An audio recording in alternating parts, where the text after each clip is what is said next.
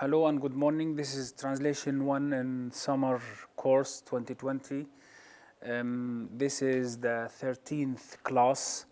We are going to discuss the idea or the concept of cohesion again, but this time we are going to focus on cohesion in light of what Professor Mona Baker has discussed the concept, and we will offer an example that she places in her book, in other words, and we will analyze it.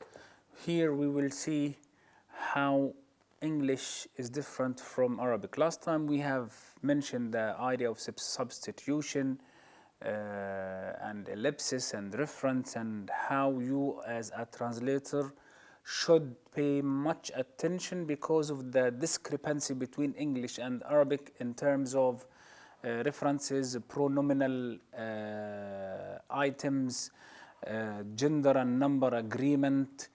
We've mentioned that in English there is no obligation on you as a translator to identify the gender and number and make them agree, because they are already in the same on the same wave. She has, he has, they have, there can work for feminine and masculine. But in Arabic you have hunna wa hum, lahum wa lahun. So from the face of it, it is easy for you to believe that this is an easy business when it comes to translation. But when you come to practical examples, to down-to-earth exercises of translation, you will find that you need this very much, because if you mismatch or mistake a feminine pronoun for a masculine pronoun, then you are committing a grave mistake, referring to a man instead of referring to a woman, or referring to inanimate object instead of referring to a human being. We don't have inanimate in Arabic. القطة هي.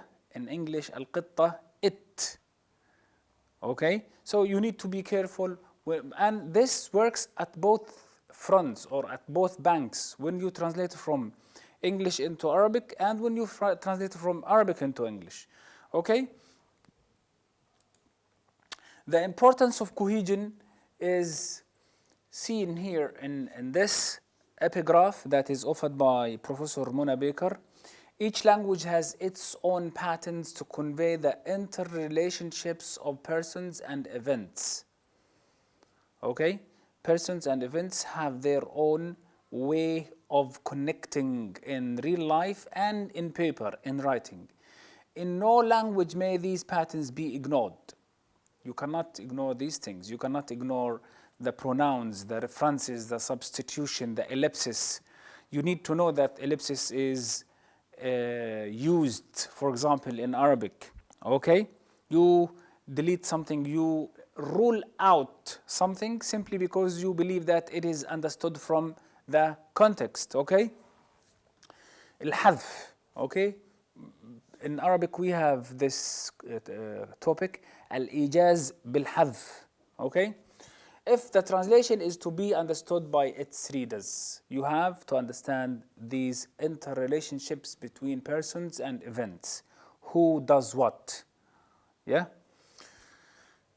The topic of cohesion, as a Newmark points out, has always appeared to me the most useful constituent of discourse analysis or text linguistics applicable to translation. So, the idea of cohesion is very, very important in translation. You need to start looking at it early on in your career as a translator. Defining cohesion, let us define it or redefine it according to Mona Baker. Cohesion is the network of lexical, grammatical, and other relations that provide links between various parts of a text. You cannot produce a text without making sure that is well connected.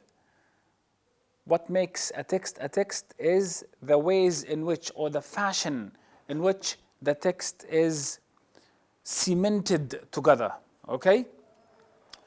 These relations are or ties organize and to some extent create a text, for instance, by requiring the reader to interpret words and expressions by reference to other words. Thank you.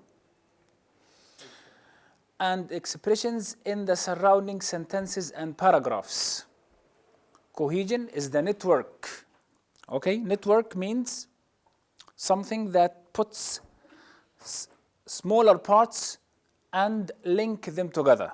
Okay, and this network can be of lexis words, grammar, connectives, link, okay, structuring, simple sentence, compound sentence, complex sentence, etc., etc., subject, verb, object, gerund. All these are important. Grammatical and other relations that provide links between various parts of a text.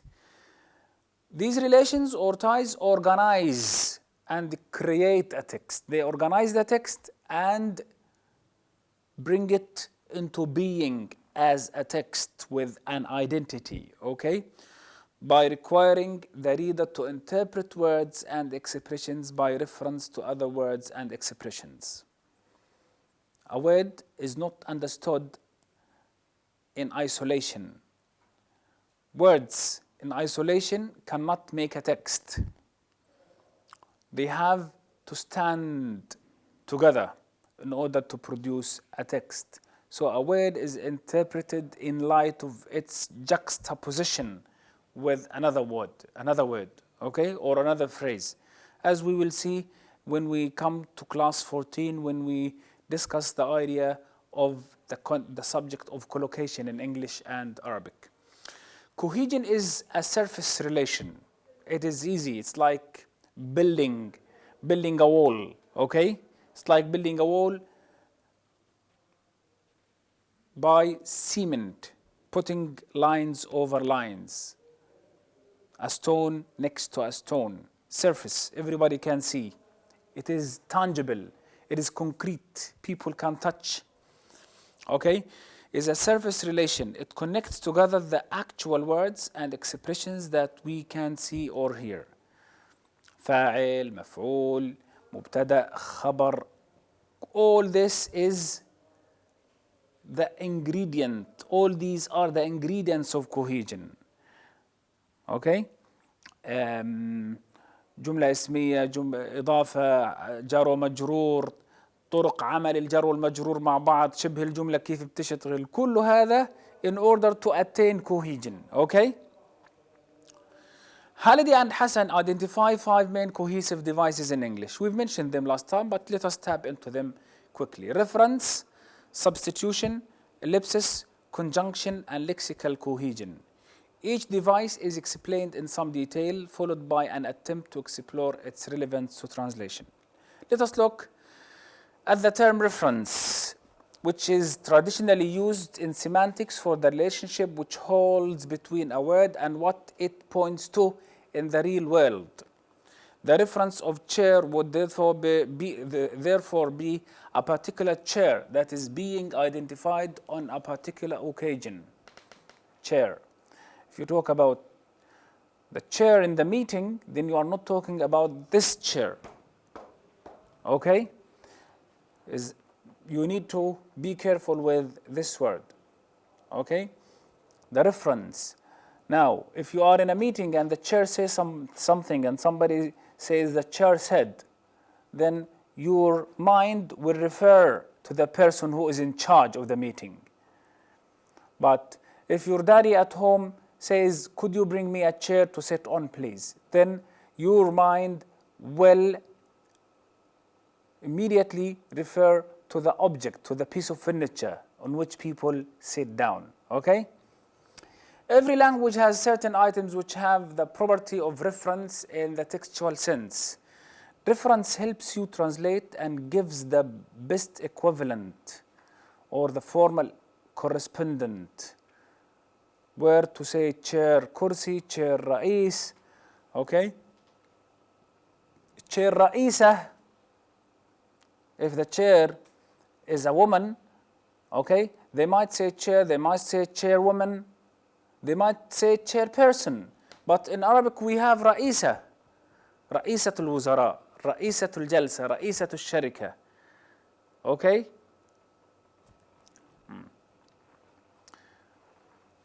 The chancellor, when you talk about Merkel, for example, Angela Merkel of Germany, she is known as the chancellor. You don't say the German chancellor, al-mustashar al-Almani in Arabic. Here are the importance of knowing who is who in the languages, the gender number agreement. المستشارة الألمانية أنجيلا ميركل. ما ينفعش حد يجي يقول لك المستشار الألماني. لا. Chancellor can work for both in English, okay?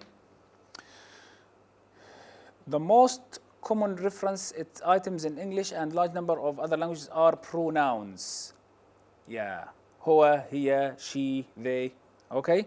The most common reference items in English and large number of other languages are pronouns. Third person pronouns are frequently used to refer back and occasionally forward, okay, to an entity which has already been introduced or is about to be introduced into the discourse. Apart from personal reference, English also uses items such as the, this, and those to establish similar links between expressions in a text. Definiteness and indefiniteness are important, and they are most important when it comes to translation. There is this common mistake amongst novice translators and students of translation in Arabic that they might transfer an indefinite phrase into definite phrase in Arabic. We'll come to this when we have the examples, okay, when we come to the practical examples, okay? But this happens. A student came to visit me in the office. You cannot say جاء الطالب.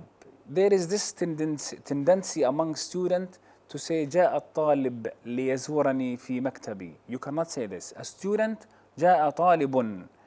It is as if that طالب is not so familiar in your linguistic discourse, okay? But it is standard Arabic and it is used, and you have to abide by rules when you translate. We were visited by the mayor and his assistants. زارنا العمدة ومساعدوه. Sometimes the sentence is without the. We've been visited by a mayor and his assistants. Okay? زارنا عمدة ومساعدوه. Assistants, look at this. Assistants of the mayor told us that he is going to visit us. Assistants of the mayor told us that he's going to visit the university. Now, assistance is without a definite article in purpose. You cannot brush aside this purpose in translation. You cannot say المساعدون المساعدون. Okay? You can say مساعدون لي أو بعض مساعدي أو جاءنا من مساعدي أو وهكذا. You have to be careful when you translate the definite and indefinite, okay? Sometimes the sentence can purport that it is definite in English, but you have to be careful when you translate the and a into Arabic. As we've mentioned, we will come to this later. At YMCA, which is a company, we don't just give homeless young people a safe place to stay. We give them, young people, them now, the support they need to live independently and build up a happier future. But it doesn't happen overnight. Now you have the reference for young people in the other part of the sentence after the semicolon, them. We don't just give homeless young people a place to stay, okay? We give them. What if the sentence, we don't give homeless young girls safe place to stay, we give them, okay? You have to be careful and aware of the gender differences. Young people, الشباب. You cannot say young people, الناس الشباب.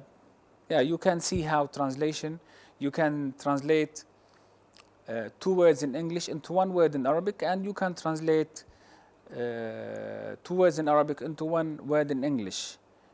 The only thing is that you have to be aware and knowledgeable. You have to read a lot in both languages in order to pick the suitable and appropriate linguistic choice from your linguistic repertoire that is accumulated over time by reading and reading and reading and having good company with dictionaries.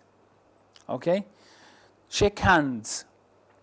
To shake somebody's hand, you don't, انت ما بتهز ايده ولا تقوم بمصافحته because you have two words in English. You don't need to translate them into two words in Arabic. أو يهز, no. يتصافح, يصافح. We shook hand, تصافحنا. Okay? Reference then is a device that allows the reader or hearer to trace participants, entities, كيانات, events, and so on in a text. Now, if you look at but, it does not happen overnight. What it? How do you translate this? It does not happen. In English, we have this it that has this function that doesn't exist in Arabic. It's raining. It's raining. Now, in English, you know that it's raining, الدنيا بتمطر, okay? You can say إنها تمطر. But if you are not aware of the action itself, you will be puzzled. What that it raining, it is raining, it's hot. الجو حار, okay? But it doesn't happen overnight. What is this it here? In translation, you have to be aware of these differences. Now, it's raining is familiar to you. It's hot, familiar to you, okay? But when you come to, but it doesn't happen overnight, you might need to reread the whole paragraph again or the whole text again in order to come up with a solution for this problem in translation. In order to sort out the problem. Is it لكن المسألة? Is it المسألة? لكن المسألة لا تحدث بين عشية وضحاها, overnight, عشية وضحاها. Look at عشية وضحاها as a translation for overnight, okay? أو لكن الأمر ليس بهذه السهولة مثلا, أو لكن الأمر لا يحصل في لحظة, تمام? You need to have all these alternatives in order to pick the most appropriate out of them for a cohesive and coherent text. Reference then is a device that allows the reader to or hearer to trace participants, entities, events, and so on in a text. We'll come to substitution and ellipsis. Unlike reference, substitution and ellipsis are grammatical rather than semantic relationships. In substitution, an item or items is replaced by another item. I like movies and I do. قلناها المرة اللي فاتت, okay? أنا أحب الأفلام وأنا أفعل. لا تقل هذا بالعربية. You cannot say this. You will find some people attaching themselves to the literal translation and I do وأنا أفعل. But it doesn't work that way in Arabic. it might be better to say وأنا أحبها أيضا. Okay? In this example, do is a substitute for like movies. Items commonly used in substitution in English include do, one, and the same. We have the examples last time of the birds. Yeah? And we use the word once. You think John already knows? I think everybody does. Everybody does. Substitute knows. هل تظن أن جون يعرف؟ أعتقد أن الجميع يعرفون. Careful, okay? برضو هذا الريفرنس يعرفون the pronoun. الجميع يعرفون. Can you say الجميع يعرف? I'm not sure. Can you check this for me, please? My axe is too blunt. البلطة حافية. Okay? I must get a sharper one. الفأس حافي. حافي, what is blunt? ضعيف. I just forgot the word. Blunt. مهترئ.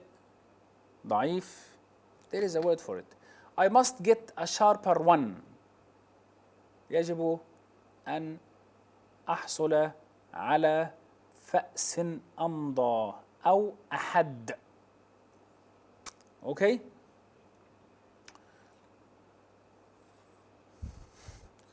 I'll have 2 poached eggs on toast, please.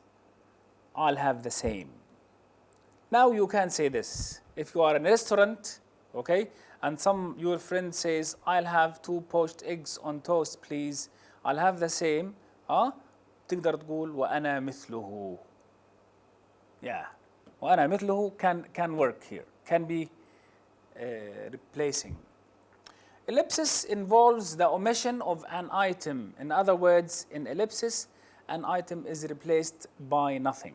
In substitution, you replace by do, one, have, okay? Are, وهكذا. This is a case of leaving something unsaid, which is nevertheless understood. Unsaid, but known. Ellipsis does not include every instance in which the hearer or reader has to provide missing information, but only those cases where the grammatical structure itself points to an item or items that can fill the slot in question. Examples of ellipsis. John brought some Sorry? Are we okay? Okay. John brought some carnations and Catherine some sweet peas. Ellipted item brought in second clause instead of and Catherine brought some sweet peas. Here are the 13 cards. Take any. Now give me any 3 ellipted items. Card after any. Take any card. Any in second clause and cards after any 3 in third clause. Okay? Take any 3 cards. Have you been swimming? Yes, I have. Ellipted items, been swimming in second clause. Instead of saying, yes, I have been swimming, you can say, yes, I have. Translation, have you been swimming? هل كنت تسبح؟ نعم. نعم كنت. Yeah, this can work also in Arabic. You can say نعم. You can say نعم كنت. You can say نعم كنت أسبح. Note the boundary lines between the 3 types of cohesive device, reference, substitution, and are not clear-cut. Sometimes, yeah, I want you to pay attention to this because it's very important.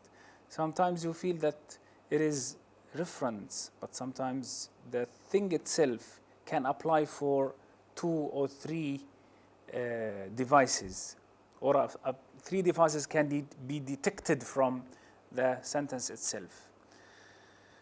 A question such as, does Agatha sing in the bath, may elicit three answers, of which answer A is an example of substitution, answer B of ellipsis, and answer C of reference. Look at this.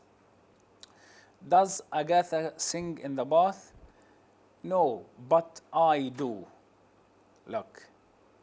No, but I do here. This is an example of substitution. No, but I do. I sing. Yes, she does. Yes, she does. Answer B of ellipsis. Okay? Does sing. Sing is ellipted. Yes, she does to annoy us, I think. Reference. To annoy us. Yes, she does. It. Reference. To annoy us, I think. إنها تقوم بذلك. إنها تغني كي تزعجنا. Answer B is an example of ellipsis because does cannot be said to be a substitute for sing in the above question, as Professor Baker says. The ellipted items in yes, she does are sing in the bath. Okay? The translator, she concludes, the translator need only be aware that there are different devices in different languages for creating texture, and that a text hangs together by virtue of the semantic and structural relationships that hold between its elements. You might feel that this is something simple to understand. Yes, it is simple, but accumulatively it can affect the whole text if you are not aware of the idea of cohesion. Okay?